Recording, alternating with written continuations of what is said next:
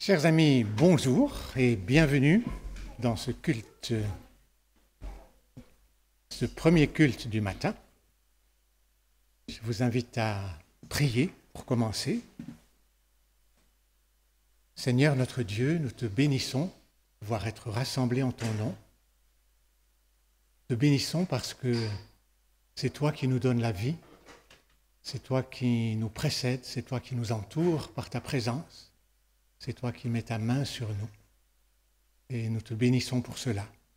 Nous voulons te prier pour ces différents moments dans ce culte, la louange que nous voulons t'apporter, la parole que nous voulons accueillir, la communion fraternelle que nous voulons vivre. Seigneur, bénis chacun de ces moments et bénis toute personne ici présente dans ses besoins. Seigneur, que ceux qui sont fatigués soient fortifiés, que ceux qui sont découragés soient relevés et que tous ceux qui ont soif de toi soient vraiment bénis et comblés. Nous te prions pour toute ton Église, Seigneur, et pour nos frères et sœurs qui sont malades, qui sont hospitalisés. Seigneur, bénis-les, visite-les, relève-les. Et nous te prions pour ceux qui souffrent, qui sont dans la persécution. Garde-les et protège-les. Nous te prions aussi pour Israël dans ce temps difficile. Seigneur, merci parce que tu règnes, que ton règne vienne, que ta volonté soit faite sur la terre comme au ciel et que ton nom soit sanctifié. Amen. Bonjour à toutes et à tous. Est-ce que vous vous êtes déjà demandé si Jésus c'est le sauveur de tout le monde, de chaque être humain, pourquoi est-ce qu'il n'y a pas plus de personnes qui se convertissent et qui le reconnaissent comme sauveur et seigneur? Ou peut-être que vous êtes déjà posé la question, pourquoi le message de la Bible n'est pas plus clair et évident pour tout le monde? Et si Jésus est venu amener le royaume de Dieu, pourquoi est-ce que ce royaume n'est pas plus visible aujourd'hui? En tant que chrétien, des fois, on aimerait bien quand même que Jésus revienne là tout de suite, de manière visible, qu'il établisse son royaume pour que tout le monde voit qu'il est vraiment le Seigneur et le Sauveur. N'est-ce pas? Alors soyons clairs, effectivement, un jour Jésus reviendra et tous le verront. Ça, c'est la Bible qui le dit. On attend ce jour, c'est notre espérance, on sait que ça va venir. Mais en attendant, qu'en est-il de ce royaume? Ce royaume que Jésus a inauguré lors de sa venue et qu'il établira définitivement à son retour, qu'en est-il aujourd'hui? Comment est-ce qu'il progresse? Est-ce que malgré toutes les nouvelles qu'on entend, il progresse encore? Et pourquoi tellement d'opposition? Pourquoi des fois on a l'impression qu'il n'y a pas de fruits? À l'époque de Jésus aussi, beaucoup de personnes en Israël attendaient le royaume de Dieu. C'était quelque chose qui avait été promis par les prophètes. Alors lorsque Jésus est venu et qu'il a dit « Le royaume de Dieu est proche », quand il a commencé à faire des miracles, les gens se sont demandé « Est-ce que le royaume est là ?» En même temps, ils hésitaient un peu, parce que ce que Jésus il amenait, ce n'était pas exactement ce à quoi ils s'attendaient. Et puis, une bonne partie de la population s'opposait à Jésus, surtout les chefs religieux et politiques d'Israël.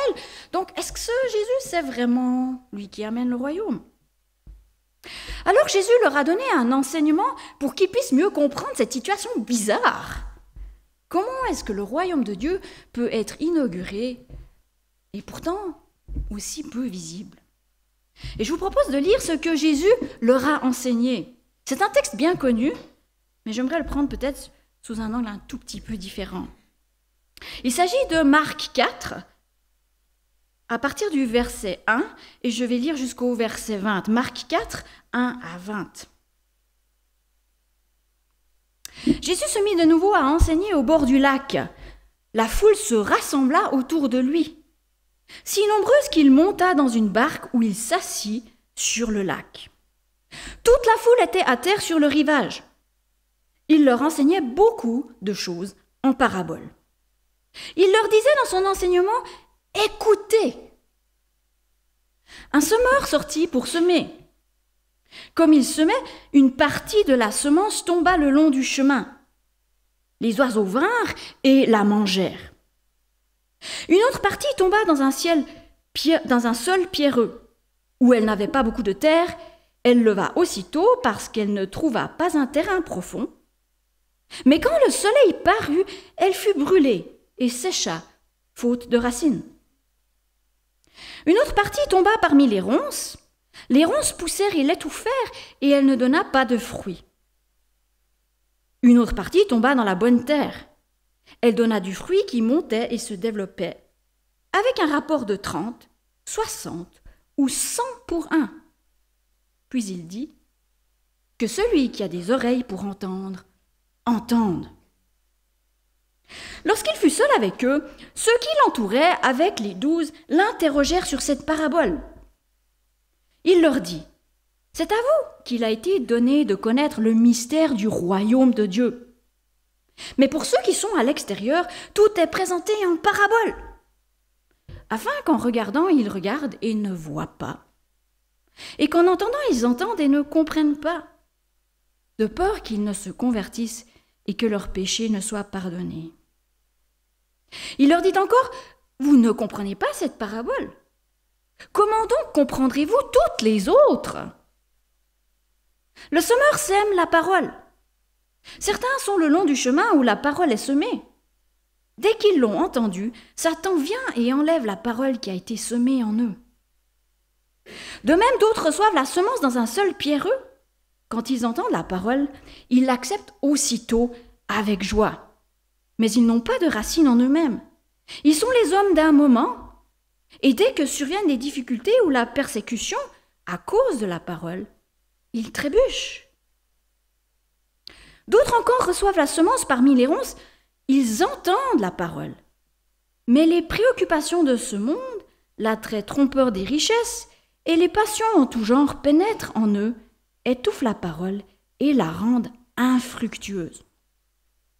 D'autres enfin reçoivent la semence dans la bonne terre. Ce sont ceux qui entendent la parole, l'accueillent et portent du fruit, avec un rapport de 30, 60 ou 100 pour 1. Nous avons tous probablement déjà entendu cette parabole bien connue. Ce qu'on oublie parfois, c'est que cette parabole, elle nous parle du royaume de Dieu. On le voit dans le verset 11, où Jésus clairement montre qu'il est en train de parler de ce royaume mystérieux qu'on essaie de comprendre. Et il explique la nature du royaume de Dieu, et en particulier ses caractéristiques qui sont un peu bizarres quand même. Et je voulais m'arrêter sur 3 de ces caractéristiques ce matin. Tout d'abord, la première chose que Jésus rappelle à ces gens qu'il leur montre, qui probablement les étonnait, c'est que le royaume de Dieu vient au travers de la parole. Plus précisément, de la prédication de la parole de Dieu. On le voit au verset 14, il dit « Le semeur sème quoi? Il sème la parole. » Alors, bien entendu, dans le contexte, le semeur, c'est qui? C'est Jésus. Mais on sait que très rapidement, Jésus va confier la mission de prêcher à ses disciples et puis finalement à tout le monde. Donc, comme mentionné, avec la venue de Jésus sur terre, le royaume de Dieu est inauguré. Un jour, il sera établi complètement, et en attendant, la façon dont il se propage, c'est par la parole de Dieu, la prédication de l'évangile de Jésus. Et ça a quand même dû paraître un peu étonnant aux premiers auditeurs de Jésus. Parce que, bien sûr, c'étaient des Juifs, ils honoraient la parole de Dieu. Mais très certainement qu'ils s'attendaient quand même à ce que ce royaume, il vienne par la révolution, par la force militaire quand même, par un changement politique. Ils s'attendaient probablement à ce que le Messie quand même, il vienne déjà chasser les Romains, qu'il établisse un nouveau gouvernement, qu'il fasse les choses un peu plus justes. Mais Jésus, de manière surprenante, il dit « Le semeur sème la parole ». C'est comme ça que le royaume y vient. Et c'est probablement une des raisons pour lesquelles ce royaume n'est pas si visible.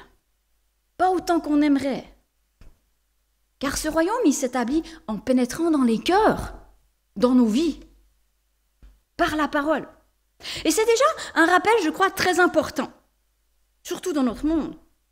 Ce qui fait grandir le royaume de Dieu, c'est pas une révolution, c'est pas un programme politique, c'est pas un projet social, c'est pas non plus la technologie ou les stratégies ou les activités intéressantes qu'on pourrait organiser en tant qu'Église. Alors tout ça c'est très bien, hein, bien sûr qu'on peut utiliser ça, mais fondamentalement, le royaume de Dieu, il s'étend comment? Au travers de la proclamation de l'Évangile. Toutes les autres choses, ça peut être utile. Mais si ce n'est pas au service de cette parole, eh bien, ça ne sert à rien. La puissance, elle n'est pas là. Et ce que cette image nous rappelle, c'est que la parole de Dieu, c'est comme une graine. Ça ne paye pas de mine. C'est quoi une graine? On marche dessus, on l'écrase, on ne la voit pas. Et pourtant, elle contient une puissance de vie. Elle est puissance de vie.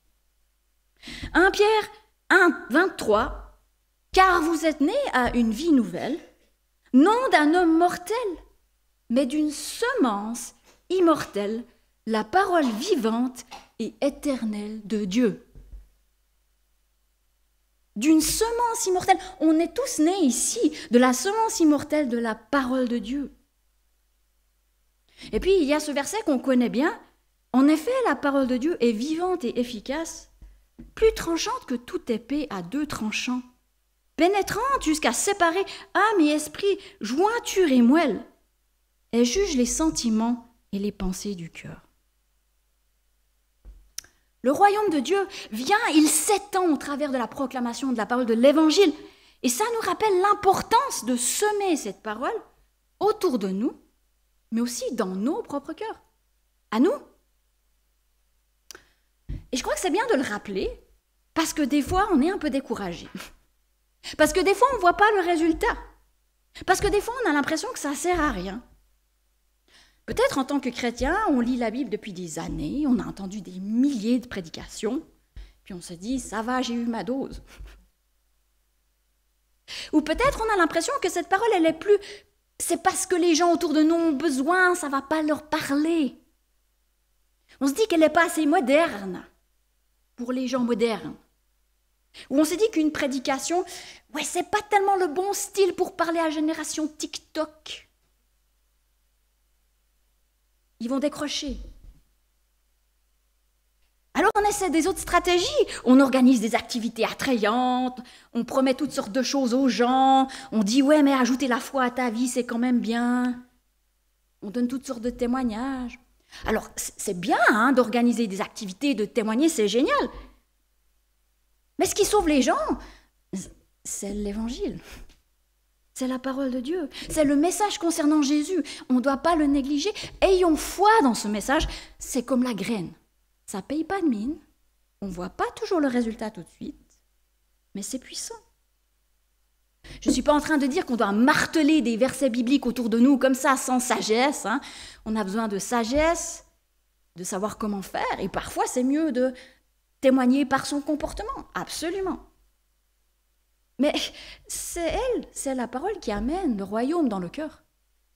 C'est elle qui amène Jésus dans le cœur. Il n'y a que Jésus dans le cœur qui amène ce royaume. Et en même temps, cette graine, ça nous rappelle que c'est comme une graine, c'est puissant, mais en même temps, c'est mystérieux. Et ce n'est pas toujours visible au début, comme je l'ai dit. Lorsqu'on sème une graine, on ne voit pas tout de suite un fruit. Elle doit prendre racine, il faut l'arroser, il faut qu'elle grandisse, et après seulement elle va porter du fruit. Et il en va de même avec la parole de Dieu dans nos vies, dans la vie de ceux avec qui nous partageons la parole. C'est assez rare qu'on voit du résultat tout de suite. Alors des fois, oui. Mais souvent, il faut du temps. Il faut du temps pour que cette parole, elle marine. Il faut qu'on la réentende pour qu'elle porte du fruit. Et c'est la même chose quand on partage la parole. Ne soyons pas étonnés si une personne ne l'accepte pas tout de suite. On a souvent besoin de l'entendre plusieurs fois, de la digérer, de l'accepter, de réfléchir. crois que le problème, c'est que notre société moderne et technologique nous a habitués à avoir tout de suite des réponses, non seulement à nos besoins, mais aussi à nos attentes et à nos désirs. Aujourd'hui, de nos jours, si je veux des fraises, même hors saison, je peux aller au supermarché, je vais trouver des fraises. Dans le temps, ce n'était pas comme ça.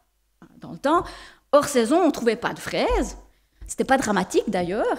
Il fallait que j'attende la saison, que j'espère qu'il y ait une bonne récolte et je pouvais avoir des fraises. Pour prendre un autre exemple, dans le temps, ça me vieillit, hein,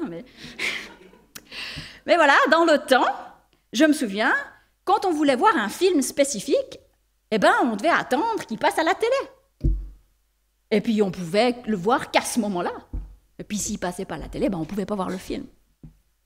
Mais aujourd'hui, de nos jours, si je veux voir un film, là, je peux aller tout de suite, en ce moment même, sur une plateforme de streaming, payer et le regarder droit tout de suite. Ce que je veux dire, c'est que notre société, la façon dont elle fonctionne, elle nous conditionne pour qu'on ait envie de voir des résultats tout de suite. Puis si on n'a pas de résultats tout de suite, on se dit « Ah, ça marche pas, c'est n'importe quoi, c'est pas utile ». Elle ne nous conditionne pas tellement pour la persévérance et l'endurance, notre société. Et pourtant, la persévérance et l'endurance, c'est les vertus de la foi du royaume de Dieu. Vous voyez le décalage? C'est fascinant que Jésus, quand il parle de ces choses-là, il utilise ces images d'agriculture. Quand il parle du royaume ou de la croissance spirituelle, il parle de graines, il parle d'arbres qui poussent. Mais combien de temps ça prend pour pousser un arbre? Il parle de fruits. Il ne parle pas de technologie. Alors vous me direz, c'est clair, il n'y avait pas les supermarchés et Netflix du temps de Jésus. C'est vrai. Mais je ne pense pas que c'est la seule raison pour laquelle Jésus, il utilise ces images. Je pense qu'il nous rappelle simplement que dans le monde que Dieu crée, les bonnes choses, la plupart du temps, elles prennent du temps. Et quand Dieu fait son œuvre en nous et dans la vie des autres au travers de sa parole, souvent, ça prend du temps, c'est un peu mystérieux, on ne voit pas tout de suite ce qui se passe. Et ultimement, le fruit complet, on le verra qu'au retour de Jésus. Donc, premier point que cette parabole nous rappelle, c'est que ce royaume qu'on aspire à voir, il vient avec la prédication de la parole. Mais deuxième point, cette parabole nous rappelle que le royaume de Dieu, il demande aussi une réponse de notre part. C'est vrai que cette parole est toute puissante, mais nous aussi, on doit avoir une réponse. Notre texte nous montre qu'il ne suffit pas d'écouter cette prédication pour entrer dans ce royaume de Dieu. En effet, Jésus conclut sa parabole avec une mise en garde. Il dit que celui qui a des oreilles pour écouter, entende. Quelle phrase bizarre quand même. Il nous avertit qu'on doit faire attention à la façon dont on écoute. Et c'est ce que sa parabole, elle illustre. C'est la même graine, le même type de graine qui est prêché partout, mais le résultat, il est différent. Ça montre bien que ce n'est pas le problème de la graine. Jésus dit que celui qui a des oreilles pour entendre, entende. D'ailleurs, dans notre texte, on voit une illustration de ça. Vous avez remarqué, Jésus, il raconte la parabole, là, il dit le semeur, il sort pour semer, etc. Puis il finit sa parabole avec ces phrases que celui qui a des oreilles pour entendre.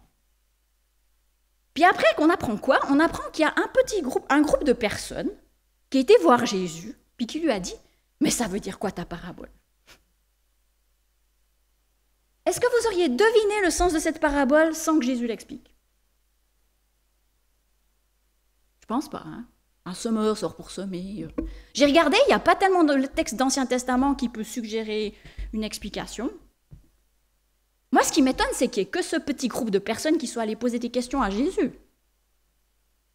Je crois que c'est vraiment une illustration de notre attitude.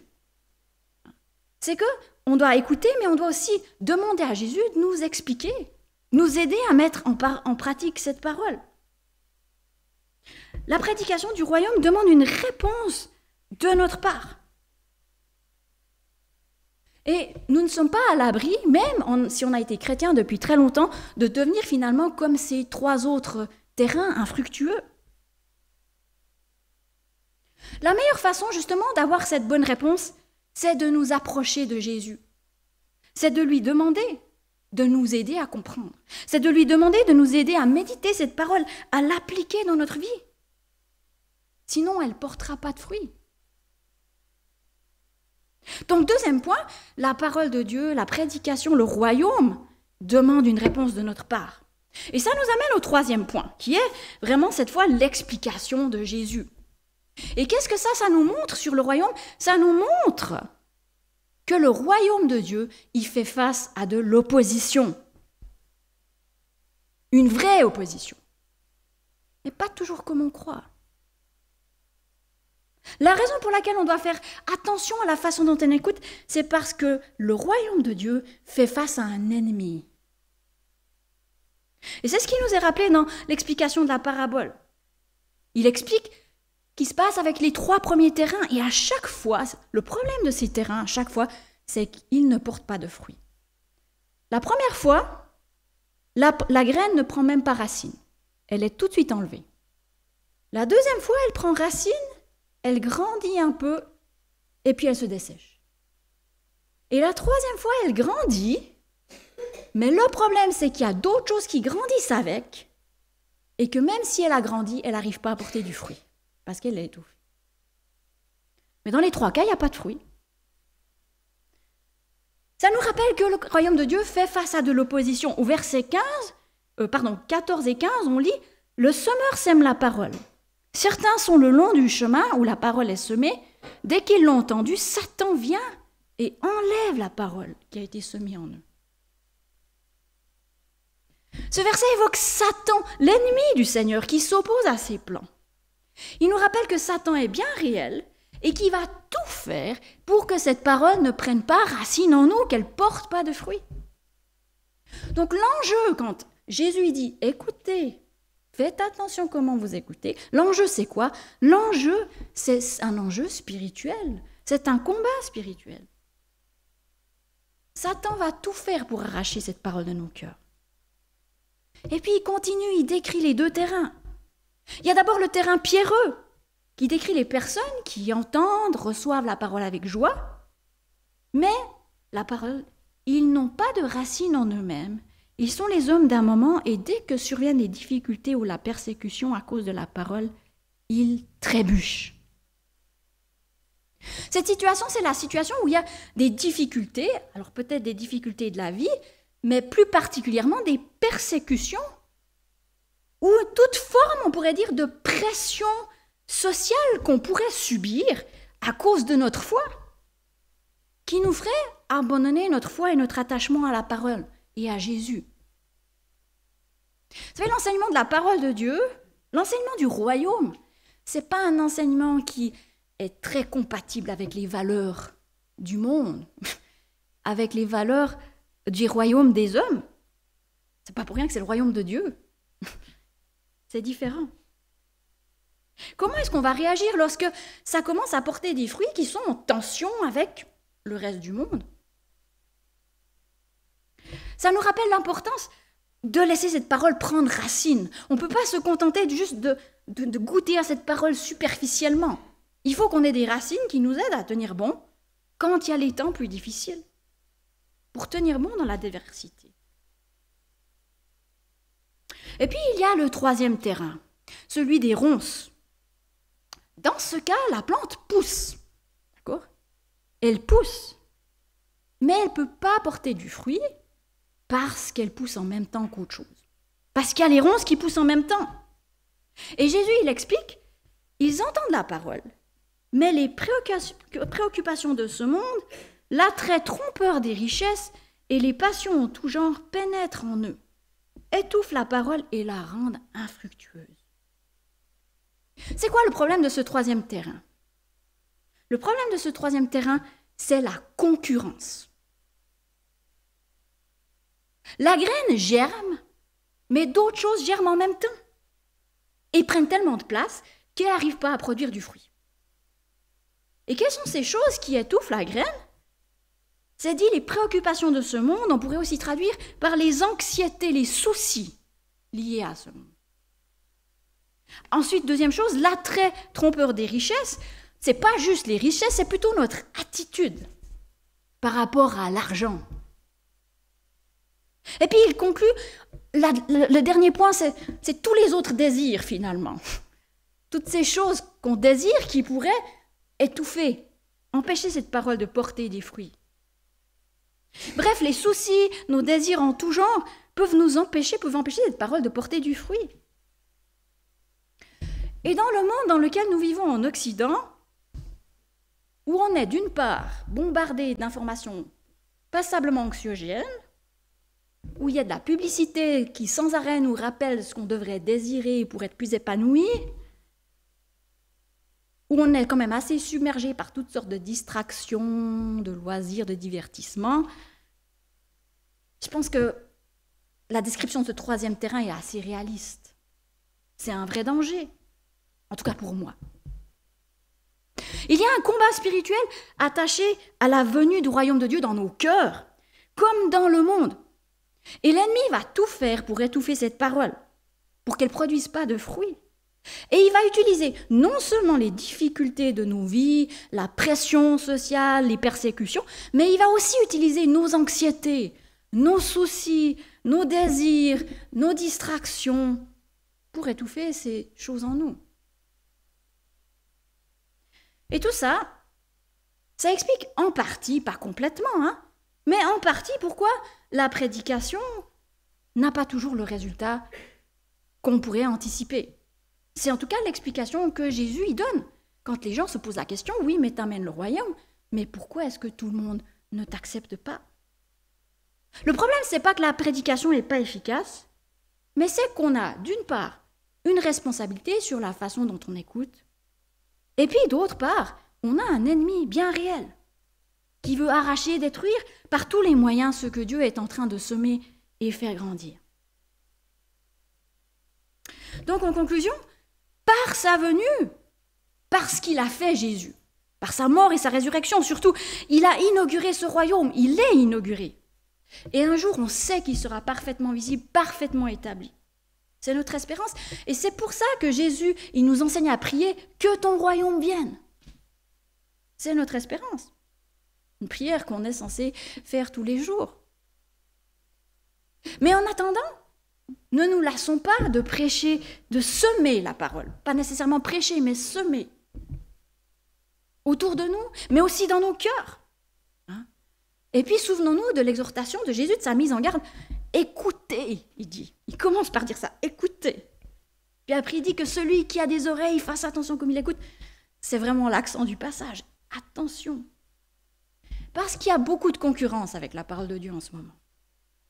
Et puis parce qu'il y a un vrai combat spirituel contre ce royaume dans nos cœurs. Et Satan va utiliser cette concurrence pour empêcher cette parole de porter des fruits en nous. Que le Saint-Esprit nous aide à accueillir cette parole pour qu'elle puisse produire du fruit. Je vous invite à prier.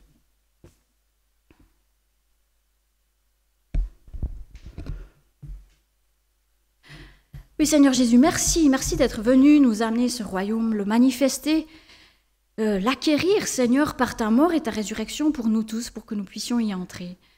Et merci pour cette espérance, Seigneur, de te voir revenir, Seigneur, et établir pleinement ce royaume.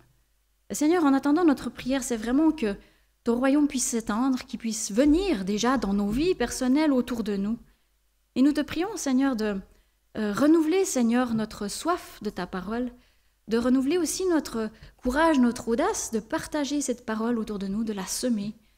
Et Seigneur, aide-nous aussi à avoir conscience de ces enjeux, de ce combat spirituel.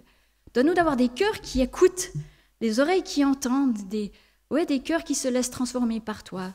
Donne-nous aussi la sagesse de discerner ces choses qui peut-être étouffent cette parole en nous, Seigneur, l'empêchent de produire du fruit. Merci parce que tu es plus fort que celui qui est dans le monde. Et merci parce que tu es en nous, Seigneur, et tu nous donnes la victoire sur ces choses qui pourraient être des entraves à l'œuvre de ta parole. Merci pour cette graine, cette semence incorruptible que tu as semée en nous. Et merci parce qu'on sait qu'elle portera du fruit. En ton nom, nous avons prié. Amen. J'aimerais vous partager maintenant les annonces.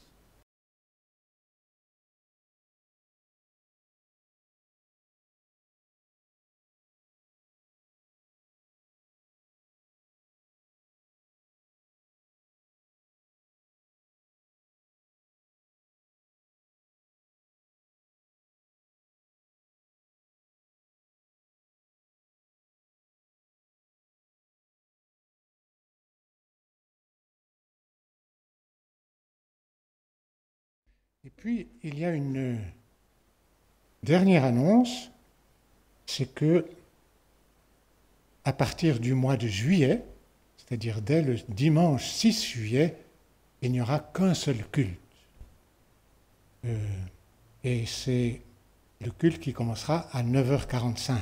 Donc c'est un petit changement. Vous avez l'habitude qu'il y ait deux cultes. Vous venez au culte, au premier culte du matin. Et bien, à partir du 6 juillet, il n'y en aura qu'un. Et on va suivre la situation. Si tout d'un coup il n'y a plus de place, je pense qu'on reviendra à deux cultes. Voilà. Mais pour le moment, cet été, à partir du 6 juillet, un seul culte à 9h45. Il y a toujours deux personnes disponibles pour prier avec vous si vous en ressentez le besoin. Autre chose encore? Oui, Pascal. Bonjour tout le monde. Encore une autre annonce. Vous savez qu'on va passer un culte cet été, aussi pour des raisons en fait qu'on n'a pas assez de gens qui font la technique et la projection. Donc on cherche des personnes qui aiment Jésus et qui veulent le servir avec un ordinateur ou une table de mixage.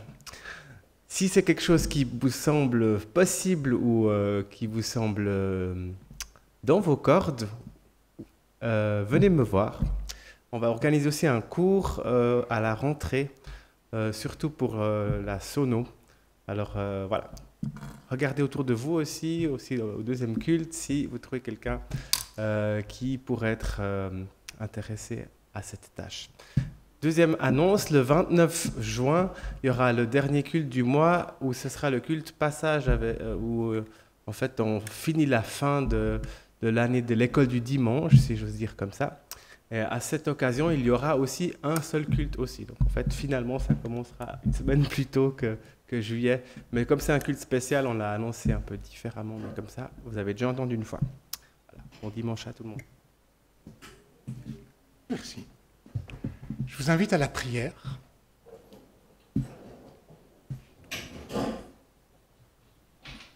Seigneur, nous avons été bénis d'être ensemble. Nous avons été bénis d'entendre ta parole. Nous sommes bénis de la communion fraternelle et nous voulons te remercier pour cela. Que ta grâce et ta paix nous accompagnent dans cette semaine, que les uns et les autres, nous puissions demeurer en toi, enracinés, que ta parole soit enracinée en nous et que nous soyons enracinés en toi. Merci Seigneur. Amen. Un bon dimanche à chacun de vous.